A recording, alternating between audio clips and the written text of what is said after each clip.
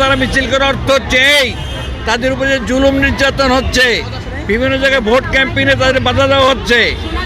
এই অবস্থায় তারা আজকের প্রতিবাদ জানানো, একই সাথে দাঁড়িপাল্লার পক্ষে সমর্থন দেওয়ার জন্য তারা মাঠে নেমেছে। তারা অধিকার আদায়ের জন্য অতীত সংগ্রামে ছিল, এখন আছে, ভবিষ্যৎ থাকবে।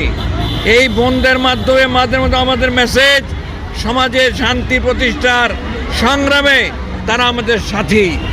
সমাজে যদি শান্তি প্রতিষ্ঠিত হয়, নারীরা অধিকার পাবে, সমস্ত মানুষ অধিকার পাবে। এই আওয়াজটা বুলন্দ করার জন্য, উচ্চকিতভাবে তুলে ধরার জন্য আজকে সমাবেশ। এই সমাবেশ থেকে তারা এই অঙ্গীকার ব্যক্ত করেছে, যত চাঁদাবাজ, সন্ত্রাসী, দুর্নীতিবাজ তাদের বিরুদ্ধে শীর্ষালোকের মাধ্যমে 12 তারিখে সবাই যেন ভোট কেন্দ্রে এসে সাহসের সাথে তারা ভোট প্রদান করে।